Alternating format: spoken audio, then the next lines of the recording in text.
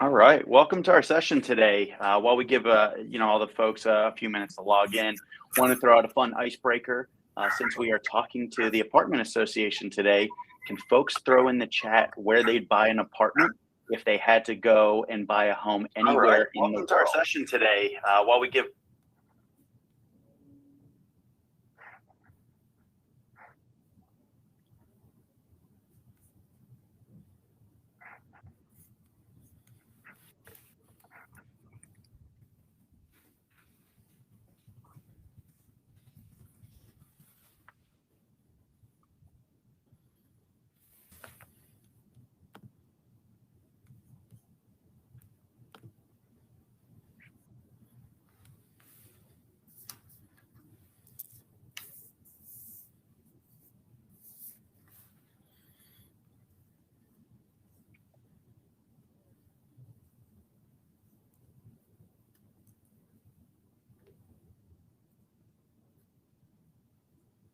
Avery, my wife has me scan Zillow every night before bed, so I'm constantly on that site.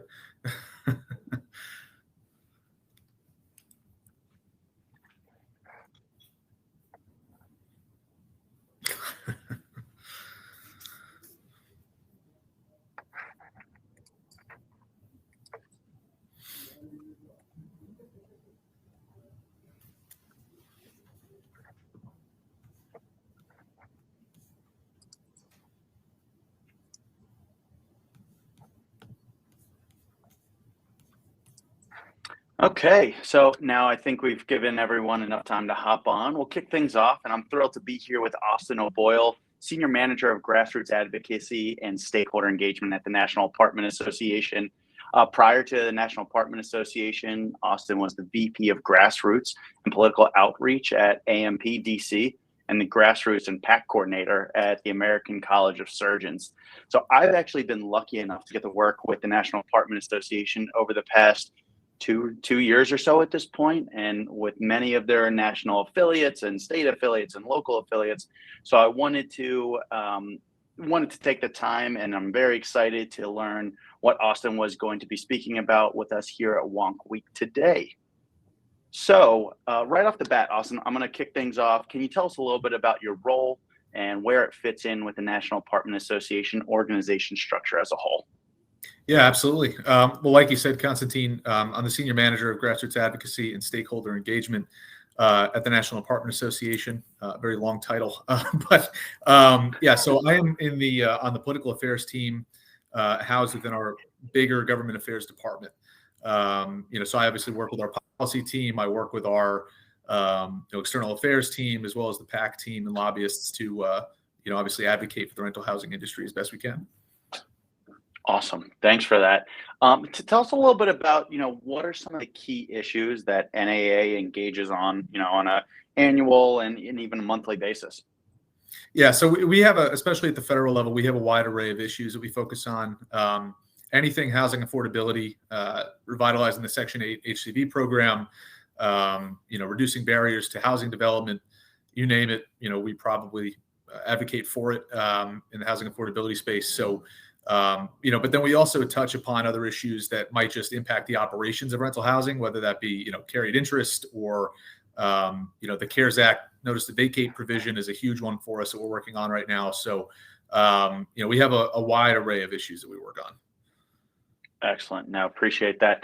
When it comes to grassroots advocacy, what are some of the overall goals of the National Apartment Association? Yeah, I mean, our big goals with, our grassroots advocacy program is, to make a direct impact on policy, right? And I think that grassroots in general is seen as a more micro game, if you will. What I mean by that is, people are looking for metrics, right? They're looking to check a box in a way. How many emails did we send? How many phone calls did we, get made?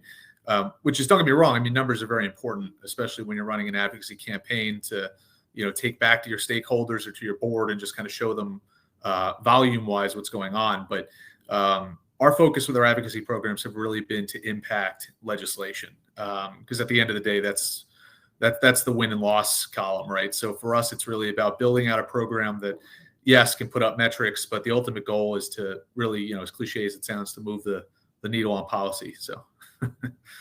Love it. I was just about to use that phrase. So when you're talking about moving the needle, when you're looking at who are your advocates, can you tell us a little bit about what the makeup of those advocates look like, and then what is the person's level of comfort, when it comes to the awareness of some of those issues?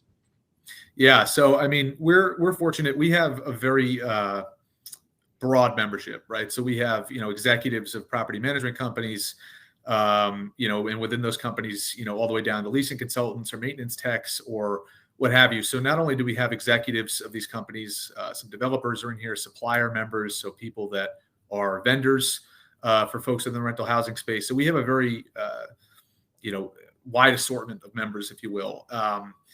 So it really varies, right? Just because obviously you have some, you might have an executive of a company who has a good personal relationship with a member of Congress.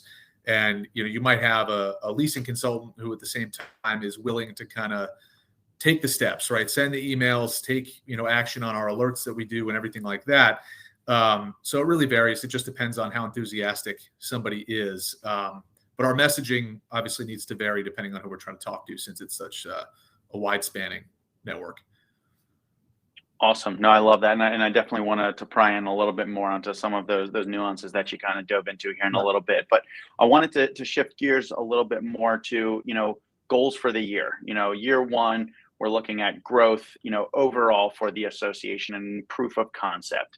So, we're discussing the building and the growth of this program. And before you got started, with this effort, what was the status quo of, your team's Grass Tops advocacy? Yeah, so I guess I should start with the program technically existed prior, right? So this isn't a brand new program, but it is in a way, just because I like to coin it a program in name only, because what was kind of going on with it was, and the first step was basically identifying who was still in the program, because we did a survey every year where we would ask who has a relationship currently with a member of Congress or their staff, and they'd put their hand up, we'd put them in a spreadsheet, and if we needed them, we would reach out, but there was nothing ongoing. There was no, advocacy year round that would keep people engaged. So my first step in this was basically to kind of go through the existing spreadsheets that we had from the past several years, and kind of piece it together, do individual outreach. There was a lot of sweat equity involved. Just kind of getting people to buy back into the program and let them know that we were going to be revitalizing it. So that was the biggest first step, just to get our program off and running in the right direction, was taking the time to do the outreach and see A, who still has a relationship, and B, who's still willing to take the necessary steps to be a key contact. So it took some time, but it was worth it in the end. Oh, I can only imagine. Yeah, that's a heavy lift to kind of start, right off the bat there. But when it comes to recruiting, some of those new key contacts, how did you identify who would be a good fit when it comes to maybe your advocates or your Grass Tops tier individuals? Yeah, so we're very fortunate to have an amazing affiliate network. They do a great job, and they're really localized, right? So, there's some members out there that probably don't even know that they're NAA members, right? They know of their local apartment association, and then by turn are NAA members. So they know their members day to day. They talk to them much more often, depending on who they are.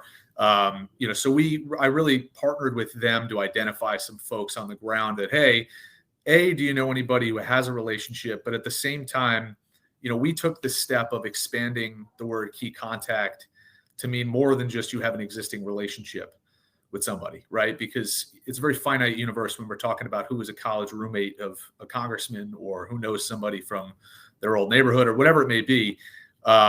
So we started recruiting top level advocates, right? People that were taking action on all of our alerts. We're partaking in our at-home program, which is where we set up meetings in district during the August recess. And we're kind of going above and beyond. So they might not have necessarily had an existing relationship, but with our program, we took steps to help them cultivate one and get them in front of those offices. Love that. You've been talking a lot about, the key contact sort of program holistically. What were some of those expectations for this program, getting off the ground and as it has progressed so far? Yeah, well, I mean, we wanted to set a firm benchmark, right, to start off with. So we, the expectations, for an individual key contact vary, right? So we kind of took it as what folks do for PACs, right? We have a bronze, a silver, and a gold tier, and there's a recognition system at the end of every year, as well as some, swag items and thank you events and stuff like that. So something that we really plugged in there was the bare minimum standard to kind of be that upper echelon advocate, which in this case, obviously, is a key contact. Take action on all of our grassroots alerts. At the very minimum, reach out to your designated congressional office at least once per quarter.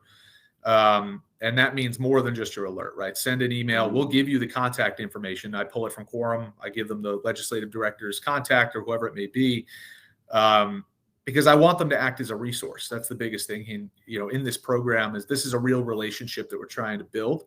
So we can't just constantly be asking. We also want to let these members of Congress know our folks are here, right? So if you have a question on housing, we have somebody that can answer those questions and help you and guide you on where you should go. Or if you have an operations question, they can be there to help. So those quarterly outreach is very important. And then at the same time, meeting with your member of Congress twice per year. And we give them the opportunities, right? This isn't something that you need somebody who's, dedicating all their time. Like we make it so that it's very easy to do, whether it's in our fly-in during Advocate every year or during the at-home program in district. Just making sure that you have that face-to-face interaction, whether it's with the congressional staff or the member themselves, is very important. But those are kind of the bare minimum expectations, if you will. And then obviously, as we go up into that silver and gold tier, we're talking, helping out their campaign, volunteering, making phone calls for them, and all that good stuff. So we get a little bit more in depth as we go up the ladder. Awesome. No, I think just the thought of the NAA swag itself is probably enough to to start enticing people off the bat. But kind of my next question is, I want to talk a little bit about how did you get buy-in, for this approach from your individual organization's leadership? I know it takes, an army to take this thought process and kind of put it into motion. What did that look like for you? And then, if you don't mind talking about kind of how that has morphed as well. Yeah, honestly, it didn't take much, just because they, leadership here knew that it was a necessary push, right? They knew this was something that was needed. We keep up to date with, Congressional Management Foundation studies and kind of asking what members of Congress are looking for. And in my view, the pandemic expedited advocacy, right? So where we were going to be is, it is relationships now, and it always has been, but even more so because advocates have a million different ways to get in contact with a member of Congress now, whether it's through social media or email, phone, virtual meetings, so there's a million different things. So the way that we're really going to stand out is not just by having constituent volume in terms of the number of outreach that happens with a particular office, but it's the depth of that relationship and how we can build that up over time. And, we saw it as a long-term investment to really make sure that we're building those relationships, but getting the number of people in the door to commit to this program was first and foremost on everyone's mind. But there really hasn't had to be any more buy-in because they've seen the growth happen at a pretty fast pace this year. So they're very happy with where we are, and hopefully we can continue to expand. Fantastic. Well, let's keep on that train. Let's talk about impacts, of year one. Let's go into the successes, what you've seen in, since you have spun up this individual program. Can you talk a little bit about, some metrics that you've seen, in this first year, whether that's, number of contacts, percentage of growth, whatever, you all measure your ROI with? Yeah, so I jotted them all down here so I didn't forget them. But we saw 86% growth in the program from this year, compared to last year. So we started off with 112 key contacts last year, or at the end of 21, I should say. And we were able to build that up to 208 now. And they cover 210 congressional offices currently. Because those are the metrics that we gauge, right? It's the individual key contacts, but then at the same time, you have your rock star advocates that are willing to take on more than one office, especially if they already have a pre-existing relationship. But those are the metrics, and we're very happy with where we're at. But we're hoping to end the year somewhere around 220, 225 of total individual key contacts this year. Amazing. That's incredible to hear. So excited to kind of see that progression occur in such a short amount of time too. On that same note, how has the growth of that Key Contacts program impacted, I would say, the holistic advocacy efforts for this year? Yeah, I mean, we lean on them a lot more, right? And that's always part of our campaigns, right? So whether it's we're trying to get a sponsor on our new notice to vacate bill that was introduced, or it's the Section 8 program, we're reaching out to the key contacts that have those relationships, no matter how strong they are, even if they've just started. We have different levels of asks, right? So, hey, I need you to send this tweet and tag your member of Congress and let them know you're a constituent. We craft the content and get it out to them. Or if somebody, I'll give you an example. We have a key contact in South Carolina who was able to muster up another sponsorship today of a bill. But herself has gotten, I think it's going to be 3 co-sponsorships of this bill within the next week or so. And that's just from her relationship. She meets with them on her own. She goes above and beyond. So being able to kind of lean on these folks to do some of the legwork in terms of education, and we're all government affairs professionals, right? So they know this is our job, but it makes such a bigger impact when a constituent goes and says, hey, this is something I'm very passionate about because this is how it impacts me in my day-to-day job and my business and everything else. So we lean on them a lot more, and they're always part of conversations in terms of how we move policy forward. I love that, and I think what that does is it entrusts you, as the national association to continue to branch out to those, that can continue to grow that individual program. Right. Where I want to take this is, into next steps. What training and effectiveness ultimately looks like. So, what's your next step in building out this program? What are your goals? What does next year look like? And tell me a little bit about, I think, what your tiering system that you have already alluded to so far looks like. Yeah. So, I mean, now it's, I'm very happy with the number of key contacts where we are. I think we probably have the capacity for about 300 in total over the next year and a half or so. But I truly think the word that you used that hits the nail on the head is effective, right? That's where we want to be, is we have the opportunities for folks through various programs that we've set up, and we have the people in the door. We built up the metaphorical army, so to speak. So now it's about when they have the opportunity to have a meeting, or they have an opportunity to get on a phone call with somebody and influence policy, we want them to be as impactful as possible. So how do we do that, right? We push a whole lot more education. I think I'm going to be doing a lot of advocacy training this year, bopping around to a couple different places. But at the same time, doing a bunch of webinars. We're going to be updating them on what happened with the election, as a lot of people do, right? But I'm doing it from a key contact perspective. Here's what this looks like for the future of housing policy. Here's how your office specifically was impacted. And then at the same time, taking my individual list of key contacts, and we're going to break it down. There's going to be a lot of, manual work in store for me in December. But basically, I want to know exactly who each participant is, how willing they've been to interact with me and the program over the past year. And that goes back to how many opens of emails that I've sent out have there been, how many clicks, how many actions have they taken, how many meetings, and just kind of giving them a grade, right? 1 to 5, 5 being the rock star who's going to answer the phone whenever I need them, or, whenever something important pops up. And 1 being somebody who, is in the program in theory, but is selective when they answer, and everything in between. So we want to make sure that we're, encouraging our top rate advocates to keep going, and trying to motivate the ones on the lower end of the spectrum. Here's how you can step your game up, and give them tasks that aren't as daunting as, I need you to go set up a meeting and influence them to jump on this bill, right? So those are next steps. It's about making them effective and really just education. Yeah, no, that's fantastic. The ever large elephant in the room, something that's, always topical, it's an election year. How does a new Congress potentially impact, your efforts, and what does the coming year look like because of that? Yeah. So, I mean, that was a big question I had earlier in this year, honestly, because it was something where, our membership, and I think everybody's membership for the most part, is based in the fact of trying to separate the group of members from their individual political identity, right? Where we represent the industry, we represent them in their business. So we're trying to get them to, understand that even though, you're a member of Congress right now, let's just say is a Democrat, and you have a great relationship with them, right? Let's just say they lose their seat in the midterm election, hypothetically here, and now you have a Republican in office, but your home district is, where it is. And I need you to look beyond your personal political affiliation and understand that you're representing the rental housing industry as a whole, right? So that's what we've really been focusing on, because there's going to be a shift. Whether I'm not an election prognosticator here or anything, but there's going to be a shift. People are going to win and lose seats. There's going to be new folks that come into the fold, and it's our job to educate them on these important issues as if it was the same person, right? If it's square one, you had a great relationship with this member of Congress, it's going to take time to build it up.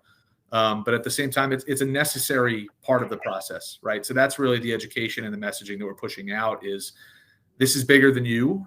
This is the industry, right? So this is for you, your business, and the industry. So we're going to need you, regardless, we need you in front of that individual. Awesome. Thank you for that. I wanted to field a couple of questions, that are in the chat here, Austin, if you didn't mind me shifting gears just a little bit.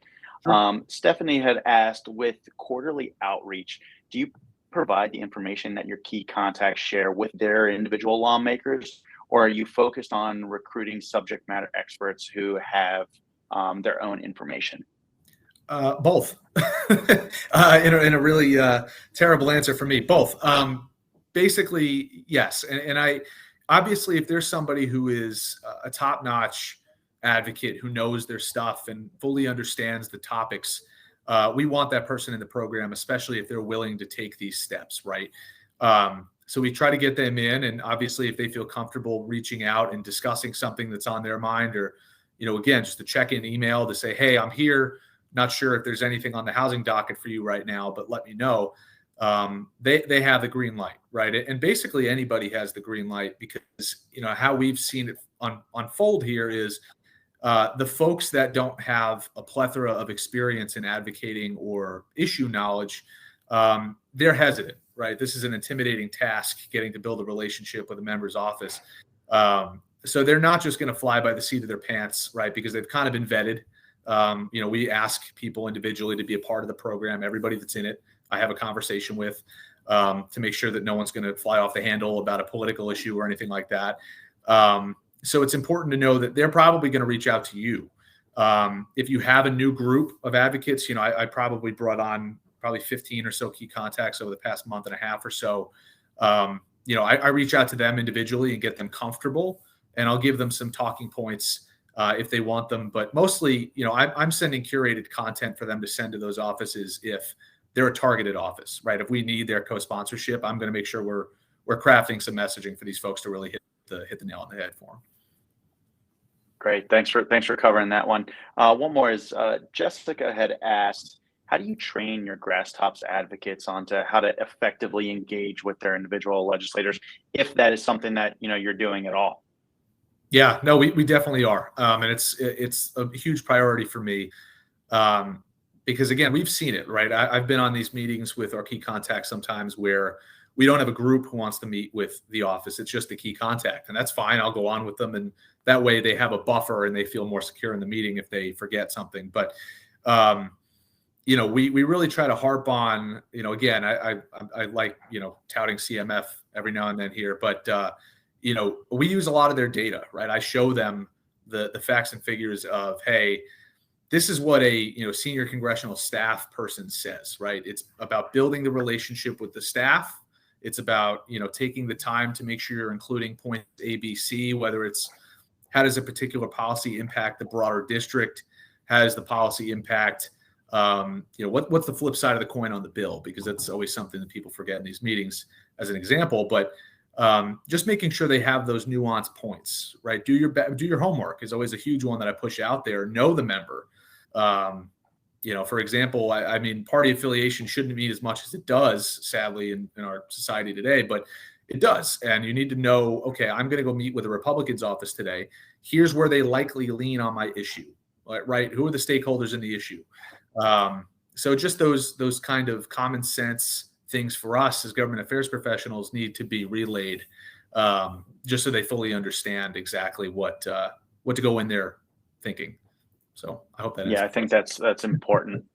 One other question, from Allison that had come in is you've talked a lot about, the makeup of, these key contacts, how you're acquiring them, how you're educating those individuals. Can you dive a little bit more into that recruiting process? And after they've routinely taken action, how do you approach them, and how do you add that individual responsibility to those folks as time goes on? Yeah, so I mean, I'll give you a quick rundown of how how we kind of get the recruitment going, because I look at it as a marketing and sales funnel, right? That's essentially what it is. We're not selling them a pair of shoes, but we're selling them on the idea of this program and why it's important. And like I said before, I lean heavy on my affiliates, right? They do a great job of knowing the members, knowing who might be willing, to kind of take this responsibility on, and also who knows their stuff, right? Somebody that doesn't necessarily need a 101 level course, but is a little bit further down the road and knows their stuff a little bit better. But then at the same time, I use Quorum, not to hype you guys up here or anything, but I lean on Quorum a lot, right? So I go through the campaigns. Like if there's a specific office that I don't have a key contact for, I'll go look at my grassroots actions in a specific district and target it down and say, okay, well, here's somebody that I don't even know who they are, but they've taken action on every campaign I've put out this year. I'm going to reach out to them and see if they're interested in this. And I send them a personal email. I set up a call and we go through it. And then we also developed a Key Contact Handbook, and I set up kind of lead generation tools, right? So something I do on the Action Center is I set up a campaign, I plug my Key Contact Handbook in, and I say, hey, download the Key Contact Handbook today. And I kind of share that link innocently, right? But if you get somebody who's willing enough to take the time to go on to the Action Center, click the download the Key Contact Handbook button, you probably have a good enough shot if you set up a call with them afterward that they're a solid lead, right? They're kind of a hot lead, because most people aren't going to take their time to go do that. So that's kind of been our lead generation tool. Those three avenues, it's worked out really well. Excellent. Another question from Jenna here is, you had touched on actually on districts and where those key contacts reside. Do you allow more than one key contact per district? Yeah, absolutely. I encourage it. Just because, I mean, here's the thing, everybody has a different relationship strength, right? I mean, there are people who are in the program who, we have a million different programs over here, but like we have people who are part of our influencer program, which is all social media based advocacy, but that's really their forte, right? Like they'll reach out to the office via email, and then they're going to tag them in tweets on important information that we put out. But then I'm going to have somebody else in that district who loves meetings. They don't care, they'll drag the chief of staff with them to get them put on this bill, sort of person. So I'm going to use both of them for what they're good at. And that's why it's important to kind of know who your network is, because I'm going to put you out there. So yes, I'm going to give you content so that you can tweet and tag the legislator. And then at the same time, this other key contact, I'm going to help them set up a meeting with the lawmaker to talk about it in person. And, any way that we can surround them with that kind of 360-degree view of our issue, it's going to be better for us. So I never say no to multiple key contacts. I try to encourage it when we can. That's great. I'll come back to a couple of the other questions that, I wanted to field here on the Q&A, but wanted to, take this to more of lessons learned for others, and building out that key contacts type program. Austin, for you, what's the biggest lesson that you've learned in building this program? Just kind of from, year to year, and what that looks like on your end. Yeah, I mean, honestly, I think the biggest thing is that people are willing to do stuff if you ask them.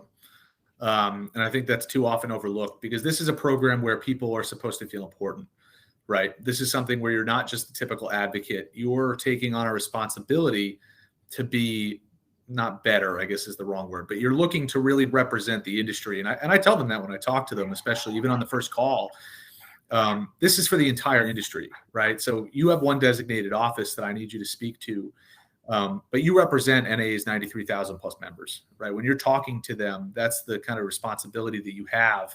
And they usually love it. They run with it. Because again, if they've taken the steps, they've been identified in one way or another as somebody who has some background with advocacy, either has a relationship or has come through one of our lead generation tools, they're already halfway there, right? They've shown some inkling of interest somewhere down the line. So it's just about, kind of fleshing out the rest of it, so to speak. That would be the biggest lesson, is just don't be afraid to ask. I mean, reach out to folks if it stinks, right? People don't like doing the kind of manual sweat equity. I can't think of any more hard work, elbow grease, whatever. But it's, it's tough, right? But making the time to set up, sometimes I'll block off like 3-4 hours to make these phone calls, just to get people in the door and get them set up in the program. So it's really just about that individual outreach. Love it. I'm going to lump a couple of questions together here, as we come down to the tail end here. But what is something that you might have done differently, if with what you know now, and if you had additional or other resources, what would those have been, and what could you have done with them? Yeah. So something I would have done differently is done kind of the individual scoring system earlier. Right. I would have, keeping better track of the individual key contacts, and kind of gotten their information in terms of what they're willing to do, and kind of gauge that along the way so that I didn't have to do it in one big effort. But it is what it is. So relatively minor in the grand scheme of things. But if I had more resources, I think something I'd definitely invest in is an advocate training virtual academy of sorts, right? Like I tried to make videos on my own using Zoom, which turned out awful. So I won't be sharing those with anybody. I tried my best, but I think it's important because some people enjoy the webinars, they enjoy the live stuff. And obviously I send out recordings once our webinars are done, or, share PowerPoints at live presentations, that sort of thing. But some people like to move at their own pace. And, if we can invest some capital into having some highly, quality videos recorded, and then shared in almost something like a boot camp where they can go through and educate themselves, and come back to it for a refresher. I think that's something that's definitely worthwhile, especially on the education side. Awesome. Let's look at this, like an alternate universe. If you had less resources, what was something that you would have had to have done differently? Yeah, I mean, I think in a world, if I didn't have quorum to kind of track the data, and I promise they're not making me say this, I'm saying, but if I didn't have quorum to kind of track the data and kind of house the information, it would be tougher, right? Because I have my key contact list within quorum, but we were in a transition period between you guys and another vendor prior. I was using a spreadsheet, like I was plugging in, everybody who represents what office, and it's definitely doable that way. Again, it just takes a little bit more time, a little bit more, I'll keep going back to it, sweat equity, into that process. So that's something that would definitely be a hindrance, but doesn't make it impossible, I suppose. Awesome. My last scripted question here, so I don't have to sound like a robot anymore. We've talked a lot about how you've measured success in year one. Mm-hmm. Overall, how do you plan for the future to measure success of that program holistically? Yeah, I mean, at the end of the day, it's about policy wins, right? And that's what I care about. Metric wise, growth is going to be put on the back burner a little bit now that we've hit, 200 plus people, but growth is still important, but education and effectiveness is where I'm going to really lean into.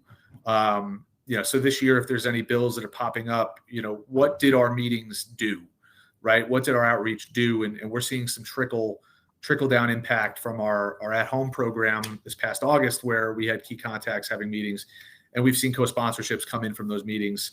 So that's going to be where my success meter is, and that's where I'm going to gauge it, because ultimately that's what we're in the business of doing. So amazing. One final question from the field here, from Robert, is how often do you undertake stakeholder analysis so you evaluate and prioritize the most critical relationships? That's a good question. I'm assuming you're talking about important relationships in terms of who we're targeting congressionally. And if that is the case, which I hope I'm answering your question, but we obviously have committees of jurisdiction, right? Where, we're focused on House Financial Services. We're focused on, Ways and Means at times, or, it depends on what the bill is and where it's currently moving. But House Financial Services is our bread and butter, and we're always looking to make sure we have the program fully stocked for those districts. And definitely multiple key contacts there, because if we have a big push on a bill, I want to make sure I have if somebody for some reason can't come through, they have a family emergency or something's going on with them, I want to have at least one other person to be able to pick it up and run with it. So we evaluate those on, I would say a congressional basis, because I'm definitely gonna have to look into our priorities and kind of who our target congressional people are this new Congress. But we focus on committees, but I want a key contact in every district. So truly, but yeah, we definitely, we prioritize. It's only a matter of time for you. But Austin, that is it, from the question standpoint. I truly want to thank you so much. And I want to thank everyone for joining. Next up for our last session of the day, we have Mindy Barham from Western Governors University speaking about her 50-state grassroots strategy from scratch. To navigate to this next session, please click agenda at the top of your screen and then click join session. But everyone, thank you again. Austin, truly, truly appreciate it. And absolutely. I hope everyone has a great afternoon. Thanks, everyone.